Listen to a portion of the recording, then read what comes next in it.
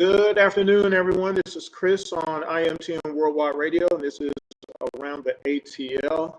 And I'm just seeing that it's not that right here. 646-652-4479 is the number. Today is a call-in show, so don't forget about that. It has been a while since I've been on the air, but today is going to be a Falcon show. I haven't done a Falcon show all season long. There are particular reasons. I'll get into that in a little bit.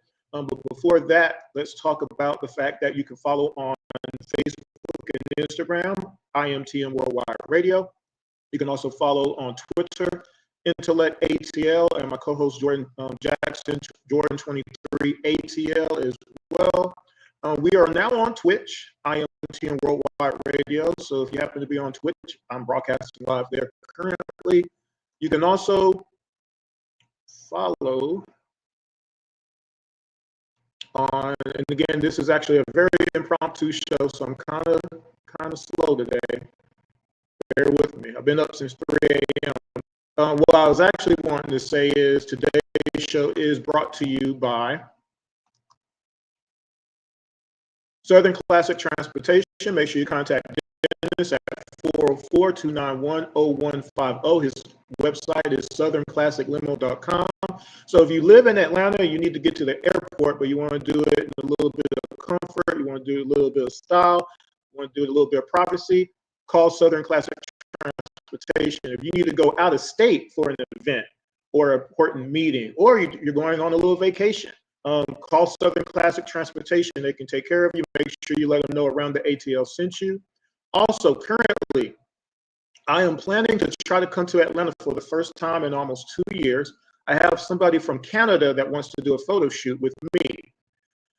But to do that, because I live 2 hours away, I need multiple people to book a photo shoot. So if you have a loved one or a family member or a friend that you know would love to have a photo shoot, why don't you gift them a photo shoot? So go to imtmworldwideimages.com. I'm currently doing some discounts right now.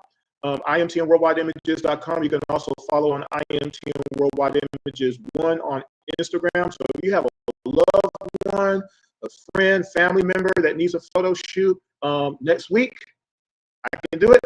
That's where I'm coming. Make sure you hit me up, or you can message me on here as well, as far as that goes. So the reason I haven't done a show in a while is because I just haven't had the capability of it. It's difficult doing a 2-hour show completely on a one-on-one basis, just because of the sheer amount of information, right? So that's why I decided to just do one particular subject for the last couple of months, and it's been Atlanta Hawks centric. But today I said I want to do a Falcon show, and specifically because Jason Thompson off of Falcons Uncensored on Facebook mentioned some things when I commented about the game, and more importantly, just being able to predict what the Falcons are going to do and why we keep doing things that the other team predicts, and if everybody else can see that, why can't the Falcons see it and not do it? That's why I wanted to do a show today. I'm going to talk about that a little bit. So Today is a call-in show, as I mentioned. 646-652-4479 is the number, so I'll throw that up there a few times, as many times as I can. And again, today we are specifically talking about the Falcons-Chargers football game. So let's get started. And let me just make sure that everything is working on the call-in side. It looks like it is. So that being said, I might as well go ahead and get used to this a little bit. Let's see. Let's see if I can find it. And I haven't used this in many months, but I got to play it. There it is.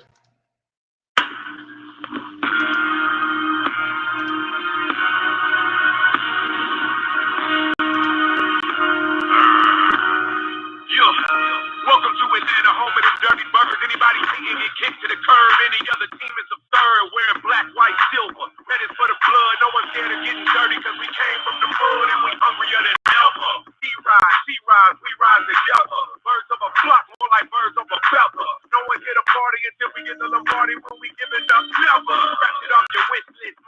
So the other reason I'm doing this show is because my show around the ATL is on the precipice of being aired for the first time on local radio here in town. It's going to be a 30-minute version. So what I'm doing is getting used to doing that again because I haven't been doing a lot of shows lately. And I want to do a call-in show because that first episode will be a call-in show. So how it's going to work is, let's say I'm doing a show right now live. This show might be on the air Friday on the radio show. So whatever happens in this show is going to be heard on the radio by all the listeners on that station. So if I get some callers in, guess what? Those people will hear you on the radio in a couple of days. So that's how it's going to work. So that's why I wanted to do a show, because I'm rusty. I haven't done a call-in show in many months now. Again, because circumstances beyond my control for the most part. So today we're going to talk about Falcons and Chargers. I'm excited about that, obviously, because I've been working 6 years to get my show on the radio. So there's that too. So Falcons versus Chargers. Let's see if I can get this set up now. So I mentioned in the promo of this particular episode, whose fault is it? Is it Zach Robinson? Is it Kirk Cousins? Is it Raheem Morris? Who? Is it Kyle Pitts? I don't know. All right. So we're going to talk about that specifically, and you can let me know who you think who's at fault, I should say, by calling in 646-652-4479. Make sure you subscribe to the IMTN Worldwide Radio YouTube channel. It's scrolling right there at the bottom. Take a couple of seconds and click on that button on the YouTube page. You see that right now. So, and I'll go ahead and get this geared up now. So 6-6, we are 6-6. Should we be 6-6? Could we be better? But the other thing about this is Tampa is also 6-6. That's not good, right? However, the Falcons do have the tiebreaker. Now, how long will they be able to kind of lord that over the Tampa Bay Buccaneers? It remains to be seen, but we do still have the tiebreaker, which means as of right now, we do still have the division lead, but by this much now, right? But if Tampa finishes ahead of the Falcons, it won't matter. If they finish one game ahead of the Falcons, they win the division, right? So, and if they lose the division, we're out in the playoffs, because as you see, the NFC has it stacked. There's no other way to qualify other than winning the division this year, right? So how did we get here? So first of all, the Falcons have lost 3 games in a row now, right? And to make this really messed up, we lost after a bye week. You would think the bye week would give you a chance to kind of regulate things, get healthy, fix some of the errors from the previous 2 weeks against Denver and the Saints, right? But that didn't happen. And as far as I'm concerned, this Chargers game was a must win, right? 646-652-4479 is the number, call in. It was a must win to me. Now, for other people, they looked at it, I guess, well, if we lose, we're still at 500. We still have the division lead and all that. So then the next game will be the must win. But we'll get into that in a little bit. So let's talk about, the fact that we lost to a team that wasn't doing anything against us. They weren't scoring, okay? They weren't dominating. Herbert, whatever his name is, Justin, wasn't doing anything in particular, right? The defense really shut that team down. A 7-14, right? But that's all we've done all year is lose against teams that are above 500, right? We can't beat anybody that's above 500, right? We beat Philly, but that's a long time ago now, right? So the previous two games, the Falcons lost to the Broncos 38-6. We were never in that game, right? And then we lost a very important divisional game to the Saints. It's important because it was a rivalry game, right? So we lost that game 20-17, and we'll talk about that game a little bit in particular a little bit later as well. And actually, that's going to be now. I forgot how I wrote this today. So the Falcons against the Saints had 181 rushing yards, right? But we didn't get a passing touchdown out of that game. The Falcons had 176 passing yards and 50 yards rushing against Denver. We were 4 of 13 on third down. So again, like I said, we were never in that game at all. We couldn't run the ball, couldn't pass the ball. And of course, throughout all of this, not getting any pressure on the quarterback on the other side. Okay, bottom of the league in sacks. So again, after the bye week, you would think, okay, well, let's address these things.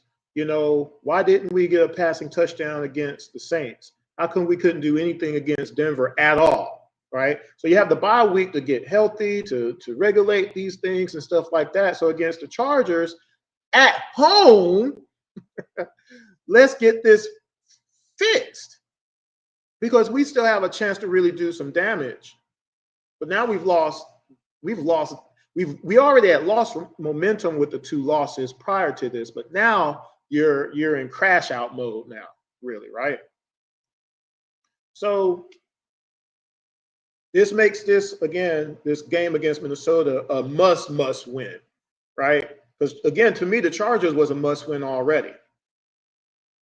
Because look, Tampa has that window now to just finish ahead of the Falcons. Why is that?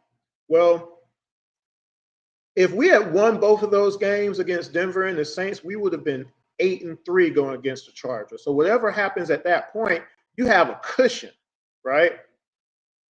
And really, you would have had the division locked up anyway by sweeping the whole division until the Panthers and seeing what we do against them. But since you lost against the Saints, right?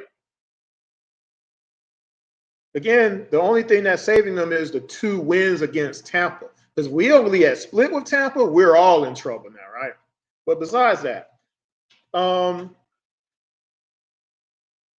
that's one reason right now we're really on that teetering edge of just we were supposed to try to win 10 games this year, at least win 9, definitely more than 7. And right now, there's no guarantee we can get over 7 at this point, just per our records, right? But again, just the losing of the 3 in a row, your momentum is really bad. Your play calling is haphazard at best. Your QB play is bad. Again, we had 116 rushing yards in the game, but could that have even been more? And again, 646-652-4479 is the number. I'm just checking to make sure ain't nobody called in yet. So let's talk about that a little bit. The defense stepped up. Defense had 5 sacks in the game. They had pressures galore, right? Hebert only had 14. Herbert only had 147 yards passing in the game. And he's a good quarterback. Although this season he hasn't had outstanding numbers, but he hasn't really needed them this year. They're 8-4 now. You see how that works? Play to the strengths that's happening at the time. Sad. He's only had 1 interception the whole season, right? But he is somebody who can make the throws, though, right? If needed. But in this case, they couldn't do anything. We had them stopped. We had them shook. We were actually playing some man-to-man for the first time on a regular basis. Couldn't believe it. But like I said, all this matters not because we lost the game, right? the Vikings have only lost 2 games all season now, right? So here's how it could look. If the Falcons lose against Minnesota, Tampa beats the Raiders, right? Tampa at that point will lead the division by 1 game, and both teams will have 4 games left. Do you really feel that we can finish above 500 in those 4 games to make sure we finish a game above Tampa? Do you think Tampa's going to lose out their last 4 games? Like, really? Let's see who they play. After the Raiders, Tampa plays the Chargers, who we just played, the Cowboys, the Panthers, and the Saints. Tampa is going to go at least 2-2. Again, they play the Chargers, Cowboys now who they might have a little bit of swagger left in them, I guess.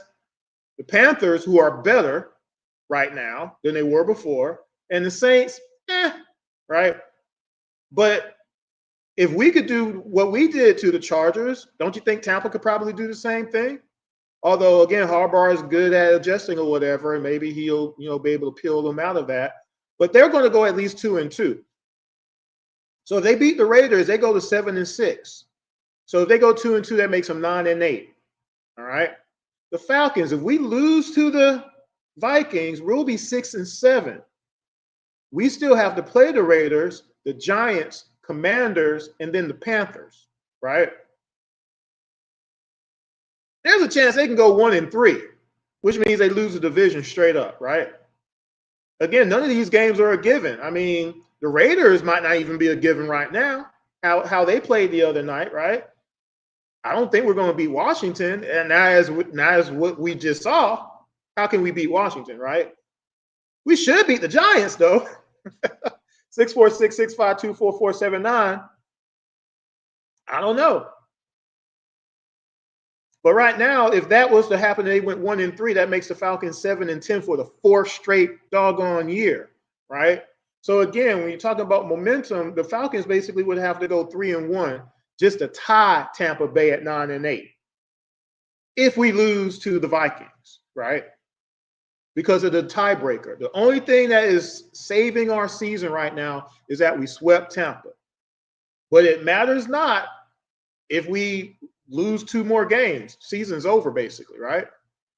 Whatever Tampa ends up doing. But I just don't think Tampa's going to do worse than 2-2, right? So that's where we stand right now. And again, have you seen anything to make you believe that we can beat the Vikings right now? Just for the fact that we came out of a bye and we couldn't do anything against a team that wasn't hurting us on offense, how are we going to beat a 10-2 team all of a sudden? It could happen. Don't get me wrong. But what have we seen other than the defense stepping up 1 game as far as having pressures and sacks and all that to think that we can beat Minnesota straight up, right? Because, again, the Chargers game to me was a must-win game just to give us a cushion. Now we have a must-win game against the Vikings. Again, I just don't think we can pull out of it if we lose another game in a row, right? So 646-652-4479. Again, Tampa might win out, which means we would need to win out, right? Right now, both teams are 6-6. But again, if we lose that Minnesota game and Tampa beats the Raiders, I don't see how we could get over the hump and rely on these other teams to beat Tampa or Tampa to beat themselves when we had control this whole time. And that's the sad thing about it. We had the momentum and control this whole time, and it's just being squandered away. So again, whose fault is it though? Okay. Again, is it Zach? Is it Kirk? Is it Raheem? Is it Kyle Pitts? I'll throw him out there as a spoiler. All right. So let's talk play calling for a little bit now. So, well, really the jet sweep. Jet sweep. So there are times a jet sweep in NFL will work, right? And most of the time it is situational, right?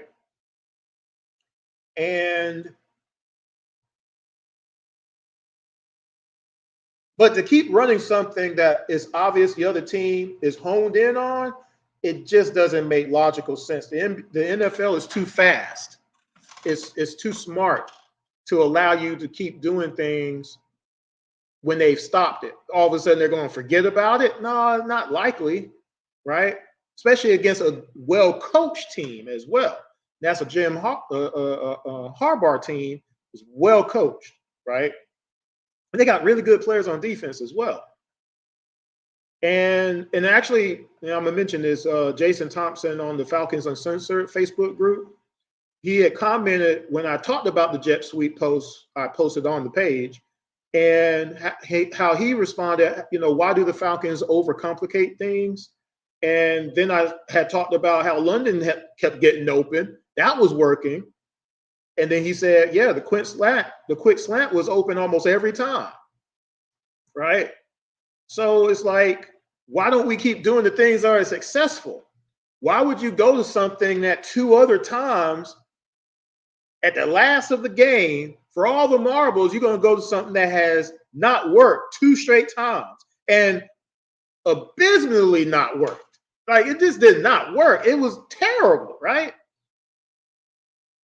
So again, if fans are seeing these obvious things, if I can see it, you can see it.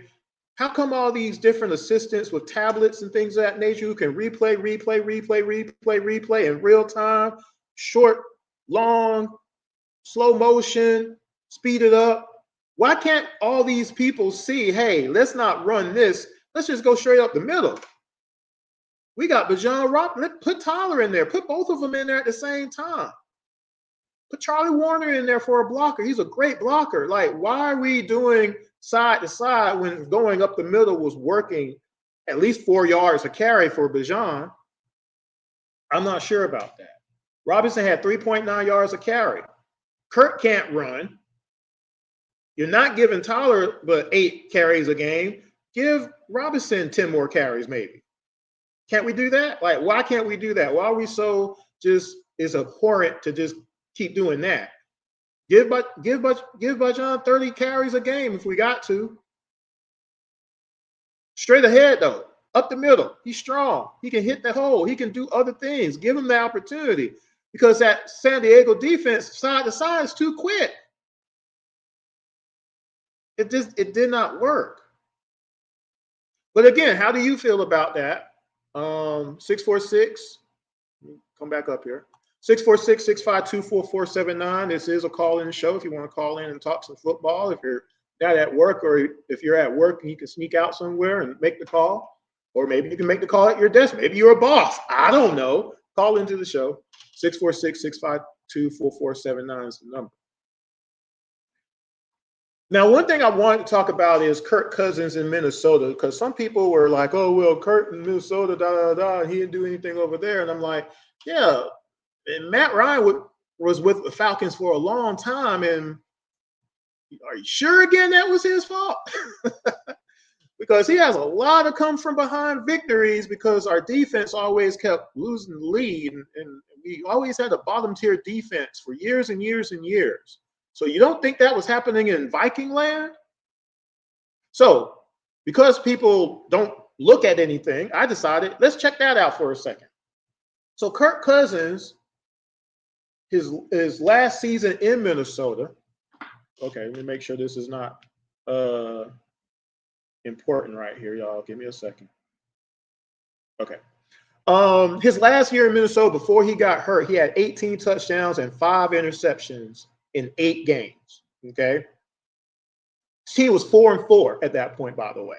Yeah, 2,331 yards in 8 games, 18 touchdowns, 5 interceptions. He had 69% completion percentage. Okay. This year, out of 12 games, is 67% completion percentage, so basically the same. 17 touchdowns, but he has 13 interceptions. And that's the bad part of that, obviously. That's 3,052 yards so far. Okay. So comparable numbers to an extent, but he's played 4 more games, obviously 12 games in. So how are those defenses when he was there? Because we need to talk about that. Okay. So let's do that. So with the 2018 Vikings, the Vikings were 15th in rushing yards given up, 3rd in passing yards given up, 1st in passing touchdowns given up, 18th in rushing touchdowns given up, and 4th in total yards given up, 9th in total points given up. So that's a pretty decent defense right there. As a quarterback, he was 8-7-1 that season. He had 30 touchdowns, 10 interceptions, 4,298 yards, almost 4,300 yards passing. They didn't make the playoffs that season. You blame Kirk for that? Blame the defense for that? Who do you blame for that? I don't know, because they had a pretty good defense and he was throwing the ball pretty good there. Not sure. 2019 Vikings, they were 13th in rushing yards given up, 15th in passing, 13th in passing touchdowns given up, 4th in rushing touchdowns given up, 14th in total yards given up, 6th in points. So still pretty decent defense right there. Kirk went 10-5 that season as a starter. He had 26 touchdowns, 6 interceptions, 3,600 yards passing.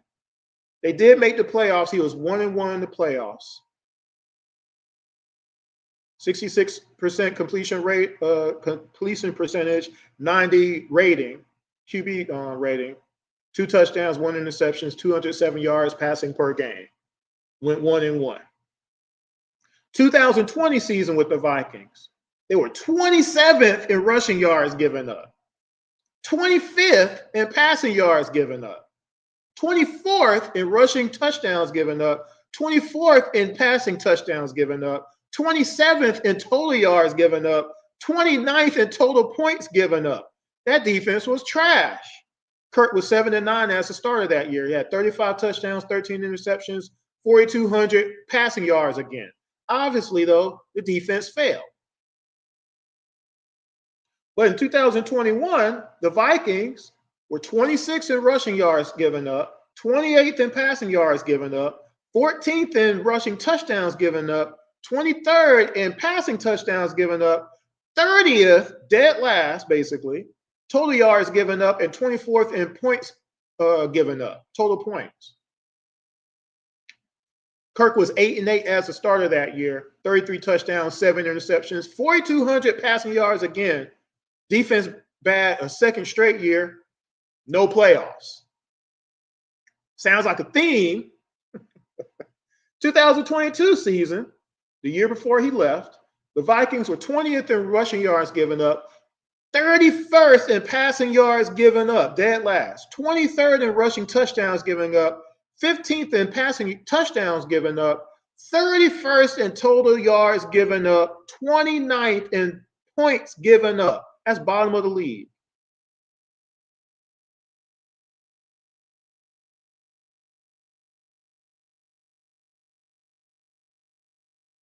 But in that particular season of 2022, I should say, and I just told you how bad the defense was.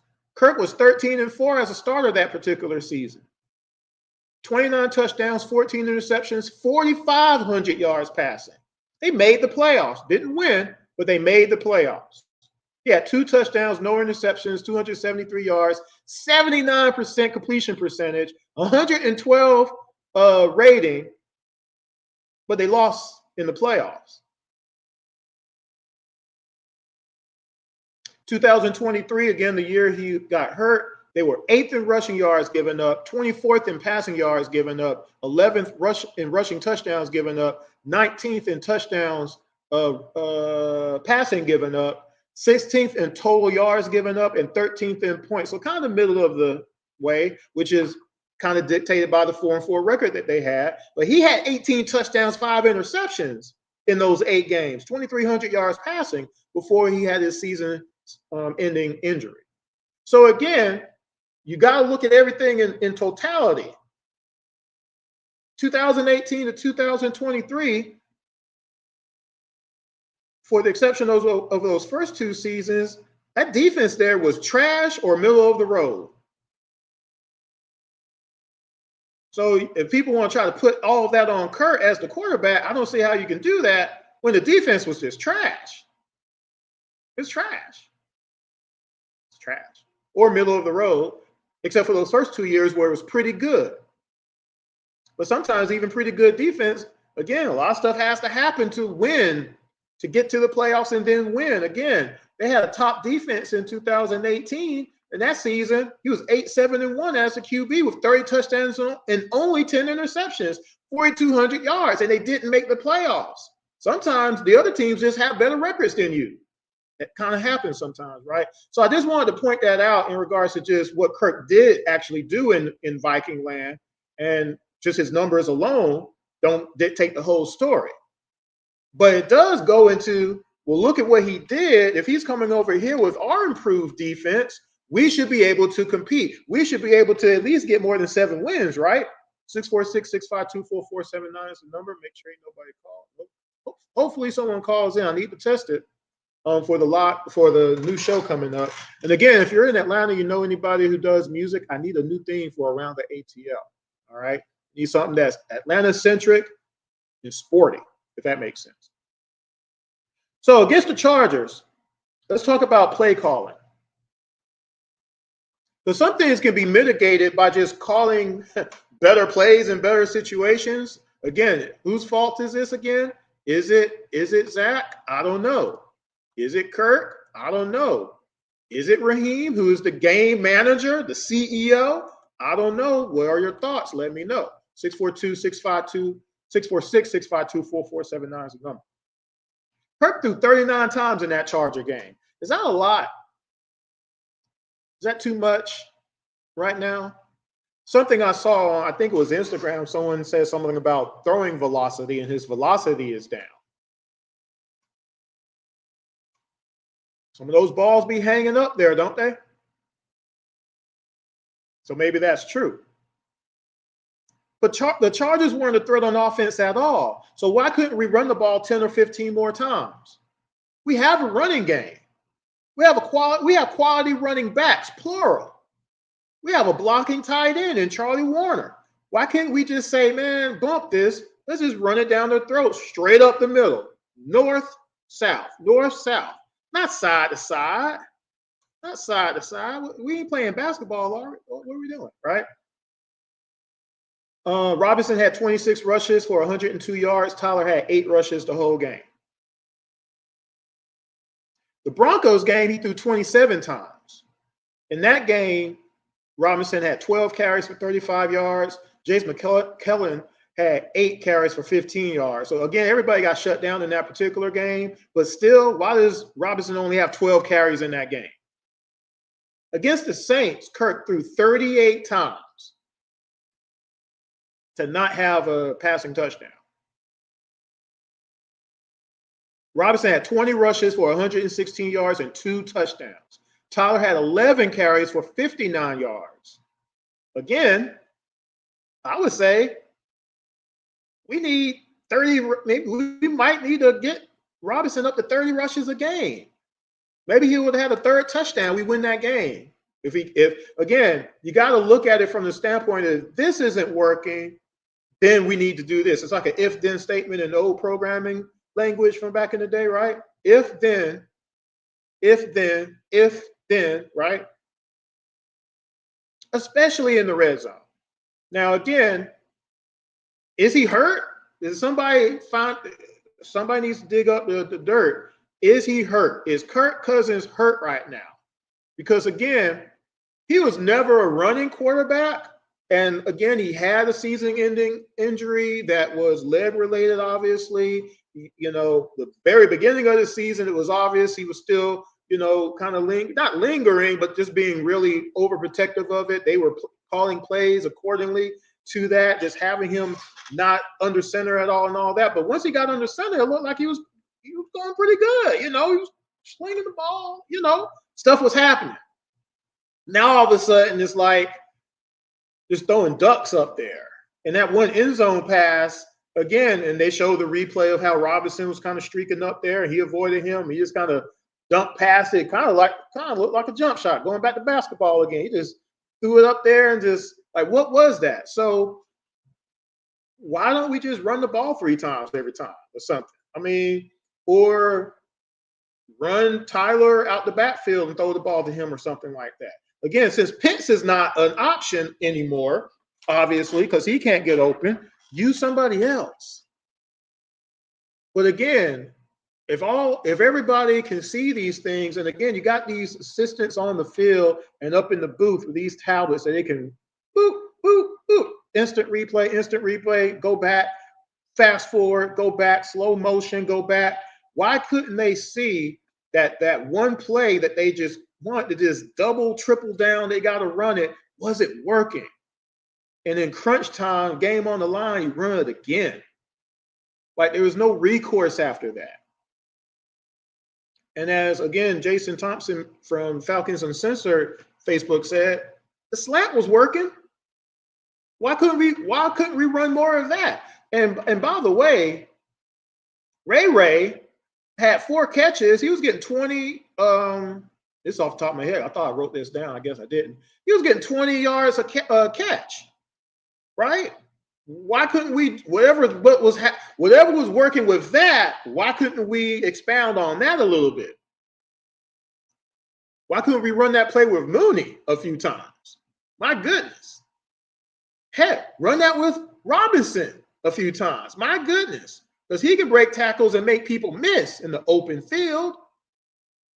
No, let's run this jet sweep again. It wasn't cool.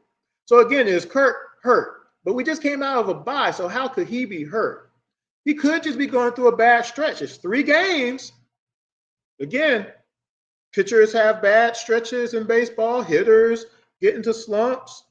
Basketball players can get into a shooting slump. It happens with quarterbacks as well. But this is the wrong time, especially against the Saints. We didn't need that against the Saints. Definitely not against Denver, and definitely not, again, at home against the Chargers. We needed that game. That was a must-win game just because it was at home, which is my point in regards to momentum. We came out of a bye. We needed that win.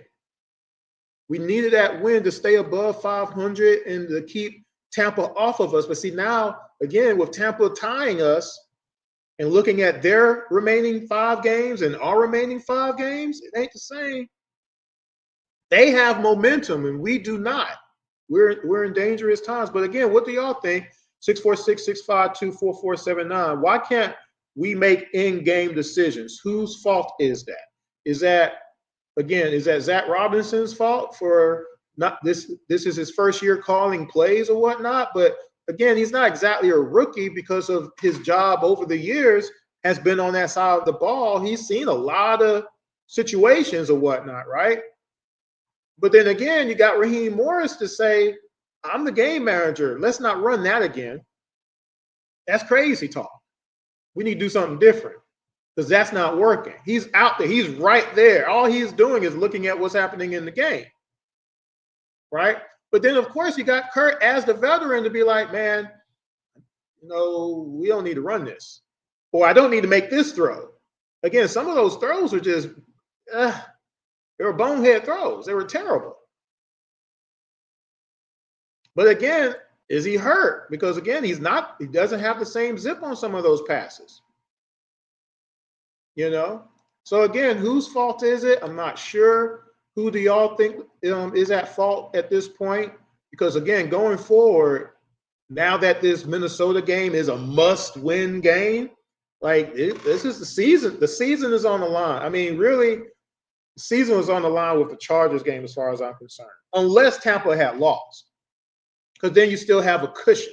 But since Tampa won, and Tampa is about to play the Raiders, and Tampa has momentum to where even though the Raiders did play well the other week, they could beat the Raiders, how they're playing right now. Can't say that about the Falcons at this moment. I don't know if we can beat the Raiders. I don't think we can beat the Commanders as they're playing right now. We should be able to beat the Giants. And the Panthers game is a toss-up at this point. Bryson discovered how to play now.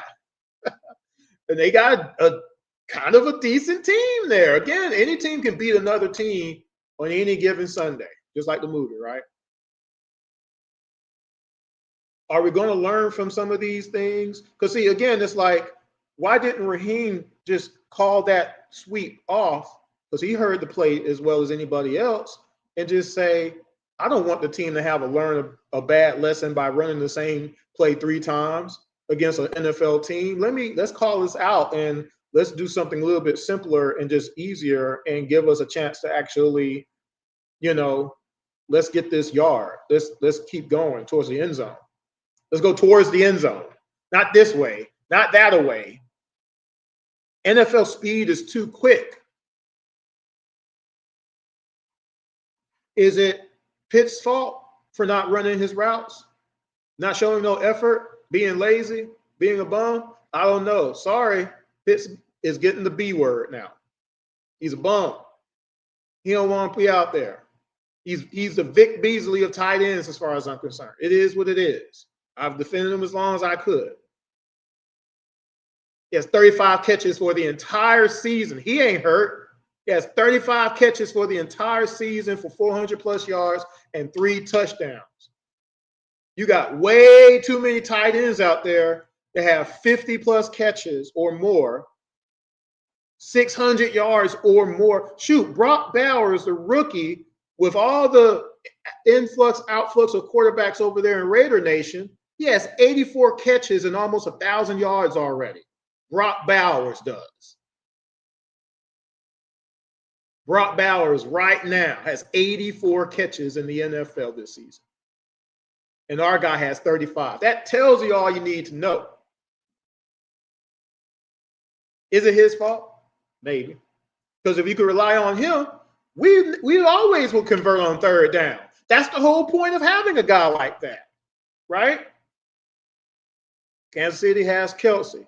Frisco has Kittle. Kittle in a bad season has twice as much production as our guy, Kyle Pitts. Use Tyler Algier as a tight end as far as I'm concerned. Got to do something. Charlie Warner, see if he has some hands. Give him some passes. Because Pitts don't need to be out there anymore. If we're trying to win at this point, we got to put the people who want to be out there first. The people who can produce second for sure, right? And Pitts ain't neither of those people anymore. 646-652-4479 if you want to call in. I'll try to stay on for a little bit because I'm starting to get some text messages. I might have to go. Again, this was an impromptu show. At 3 o'clock this morning, I woke up and I said, I'm going to do a show. And I fell asleep. And then I woke up again and I put a little bit of something together. And I fell asleep again. And then I said, okay, let me go ahead and try to do this for sure. So again, this was the season that we finally get out of 7-10, right? But here we are. We got 6 losses currently, which is better than having 10 losses. Don't get me wrong.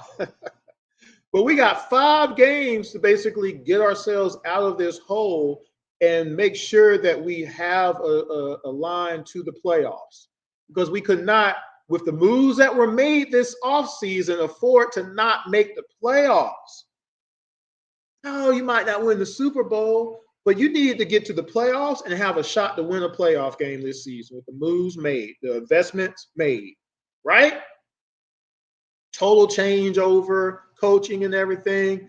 This was a year that you needed to win 10 games. You really needed to, not just 9, go 9-8. You needed to win 10 games. We were pacing to win more than 10, though. We had a sight line where we can do it. We still might if we win out, of course, right? We got 6 wins. You know, if you win the last 5, that's 11 wins, right? But we're teetering on that precipice to where if we lose against the Vikings, how are we going to go 2-2 the rest of those games per who we have to play and how we're playing? Because if you lose again, right, that's 4 in a row. Where's your momentum to say now? Oh, we'll beat the Raiders for sure. We'll beat Washington for sure. We'll beat, how? I'm not sure. But again, whose fault is it? Who do y'all want to try to blame? Is it Zach and not adjusting, not making any adjustments in real time, in time? Is it Kirk and his play alone?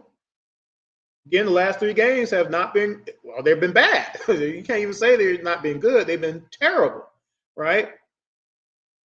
But does that go back into the play calling though? Why aren't we running more, right? In certain situations, why aren't we running a certain direction, right?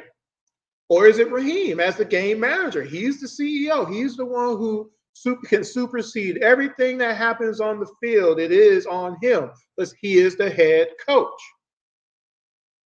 He's the guy in charge. We ran how many jet sweeps to run one more that didn't work? How is it going to all of a sudden miraculously work after the other ones drastically did not, right? He had the headset on. He heard the play call. He knows the play. Doesn't he have a chart or something? I don't know. But he knows what a jet sweep is. But he knows what that call is. He's been an offensive coordinator before. So why couldn't he be like, no, we can't run that. We just got stopped like the last 2 times we ran that, and it was embarrassing how we got stopped. We need to just run up the middle. We need to run up the middle. Our offensive line can get the push. We can get the hole. We just need one hole. Put Tyler in there. What are we talking about? I don't know. Y'all let me know what you think. And if you didn't get a chance to call in, you can still comment on the YouTube page if you're watching on YouTube. I hope you do that. At the very least, let me know what you think. That's the whole point of this episode. I hate that nobody called in because this could be the first episode that I plug over to the radio station for the first show, but this won't be because nobody called in. I was going to try to plan it, even though this was impromptu. I was going to see how it sounded and, maybe send it over, but we'll see. So again, I will be doing more Falcon shows. This is my first Falcon show of the season. Again, circumstances just have prevented me from doing a lot of different things this year as I usually would. We'll see if we can catch up a little bit. Hopefully next Tuesday, I'll do another Falcon show. Again, my co-host, because he's taking care of his mom who's battling cancer right now, which is going well. We just haven't been able to do shows together. So I've been kind of breaking stuff down to make things a little bit easier for me because doing a whole 2-hour show with all the sports teams and stuff like that is a lot. It's a lot of information, a lot of stuff to try to do in 2 hours. So I just said I'll just do one subject for a 2-hour show, and it's much easier to break that down. So again, if you've never watched Around the ATL, I encourage you, if you like Atlanta Falcons, Atlanta Hawks, Atlanta Braves teams in Atlanta, Atlanta Vibe, the new volleyball team, Atlanta Dream, college, UGA, Georgia Tech, Georgia State, Clark Atlanta, all those teams. College basketball season is upon us. I'm behind on that too because we go through everything, by the way. All right. So hopefully I'll do a catch-up show on UGA, which I might try to do Friday before the SEC championship game. We'll see if we'll get that in. So if you're a fan of UGA and you want to talk about that a little bit, we can. And of course, if you've never watched any of my game reviews on the Atlanta Hawks, I'm doing full game reviews. I haven't done one in a while, been behind, been sick. I've been ill too. That's why I haven't been on. But definitely go through those. I use game footage. So that way you can see it's not just me saying anything that I want to. I'm showing you what happened in the game. Okay? To show you what happened in the game. That's important. What happened in the game, right? So I wanted to show the jet sweep on this particular show, but again, I'm waiting on a challenge for YouTube on a video that they pulled because of something that they say NBA 2K is on. I'm still mad about this. I keep talking about it. But there is no NBA 2K on that video, so I'm waiting for them to give me to put my episode back on so I can continue to do episodes as usual. So that's why that's the other reason I hadn't done any game review shows because of that. I'm waiting on them to hit me back. But you'll see some more shows soon. I'm going to be catching up. But again, Falcons versus Chargers, we lost that game, had no business losing that game. We shut that team down. We finally had the defense that, we could see something in as far as the pass rush goes. We got a pass rush, at least for one game. They proved it. We synced it, right, in real time. We synced it. They could do this against a quality team. We shut down a quality team and couldn't take advantage. So how are we going to say we're going to shut down a second quality team in Minnesota who's only lost 2 games the whole season? Jefferson on the other side. Now, again, it made me feel good to see us playing some man-to-man, some bump and run. Right? I that was exciting to see that finally we're not going to just sit in zone the whole game and just let this dude eat us alive, because that's what all the teams do against us. Especially since we don't have a pass rush. But again, if you have a pass rush, all of a sudden you can't throw the ball where you want to all the time. It kind of works like that. It's football. But we'll see again, what can we do against Minnesota? Can we win that game to get that 7th win and try to keep above Tampa? You know, do we hope that we can hope that the Raiders beat Tampa. It's possible. Anything's possible. You know, they almost beat Kansas City, right? So you never know. But then again, Kansas City has a script, but we all know about that. But anyway, guys, let me get out of here. That's about my time for this afternoon. I got to get back to doing some things. But again, make sure you follow on YouTube, IMTN Worldwide Radio. You've seen that's been scrolling down there for a while now. You can also follow on Facebook and Instagram under IMTN Worldwide Radio. You can follow on Twitter, Intellect ATL at Jordan23 on Twitter as well. We're on Twitch, IMTN Worldwide Radio. This is only, I think, my 2nd broadcast on Twitch, I guess. We'll see how that's working. Make sure you do follow up. And again, our show today is sponsored by Southern Classic Transportation in Atlanta, Georgia. Make sure you hit up Dennis at 404-291-0150. You need to go to the airport in style and comfort. That's who you need to call. You got to go out of state for a business meeting or something else. I know somebody told me how they went up to UGA for a UGA game, right? Want to go up there and come back comfortable? That's who you need to call. And make sure you let them know that Around the ATL sent you. Also, last but not least, don't forget, I'm trying to come up to Atlanta. I have somebody from Canada that wants to do a photo shoot with me, but I can't really travel unless I got multiple people wanting to shoot. So if you have a loved one, a family member that wants some photos, I'm doing discounts. Make sure you go to imtnworldwideimages.com or follow me on IMTN Worldwide Images 1 on Instagram. Make sure you let them know Around the ATL sent you. Trying to book some shoots. I'm doing some discounts. Let me know. I come up to Atlanta. Maybe I get to meet some of y'all who love Atlanta sports in person while I'm up there for a few days doing some photo shoots. So that all being said, I'm going to go ahead and get out of here. Y'all take care. Make sure y'all stay warm. It was 27 degrees this morning. That's the other reason I woke up. I was freezing to death. I forgot to turn the heat on or something, I guess.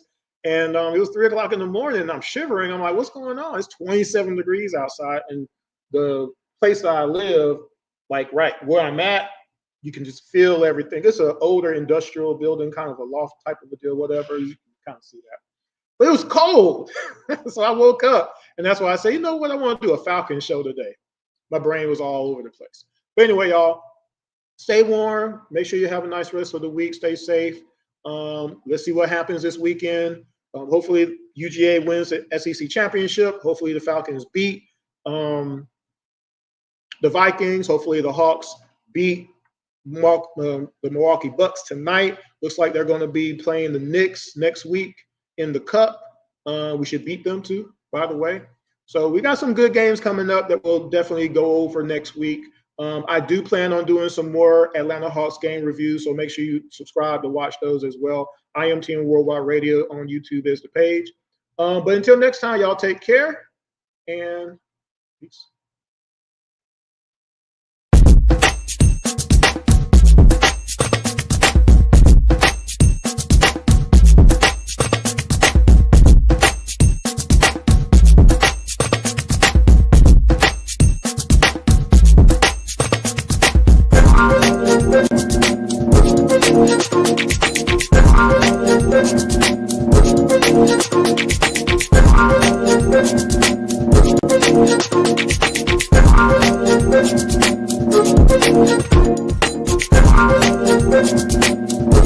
Thank you.